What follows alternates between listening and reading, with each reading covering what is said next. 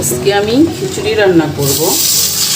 তো এটার মধ্যে তেজপাতা, গরম মশলা দিয়ে দিলাম, দিয়ে দিচ্ছি সামান্য পেঁয়াজ,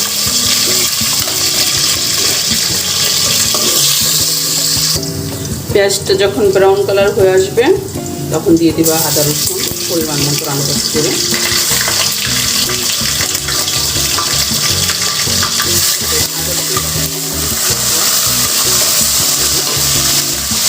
তারপর দিয়ে দিবা হলুদের গুঁড়া, গরম মশলা গুঁড়া, ধনিয়া গুঁড়া,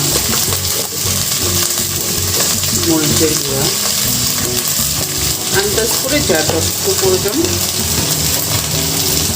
ওরকম গুঁড়া, স্বাদ মতো লবণ। তারপর হালকা একটু পানি দিয়ে এটাকে সুন্দর করে কষিয়ে নিবা।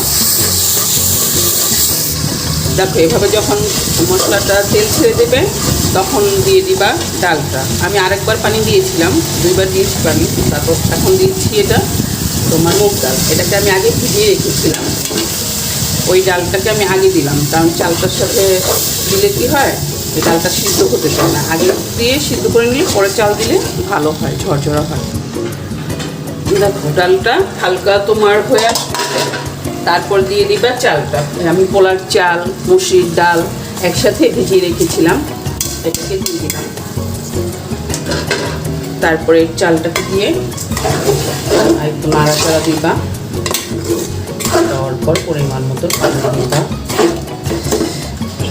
আমি এটার সাথে তোমার একটু টক দই দেবো, আমার নিজের হাতের বানানো, জানোই তো আমি নিজের হাত নিজে বানাই। টক দইটা দিয়ে দিলাম, দিয়ে দেবো একটু কেওড়া জল। এটা যার যার পছন্দ মতন, যে পছন্দ করো এটা দিলে একটু বিয়ে বাবুর্চি গ্রান আসে, বিয়ে বাড়ির মতো মনে হয়, তাই আমি দিই। যার ভালো লাগে এভাবে দিবা, ভালো না লাগে স্কিপ করবা।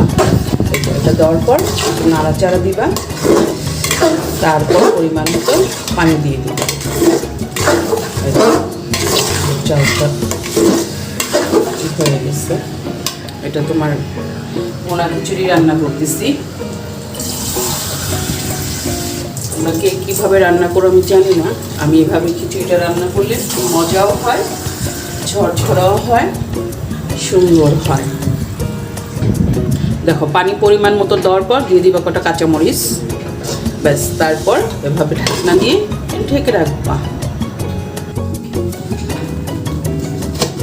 দেখো আমার খিচুড়িটা কি সুন্দর হয়েছে, আলহামদুলিল্লাহ, একেবারে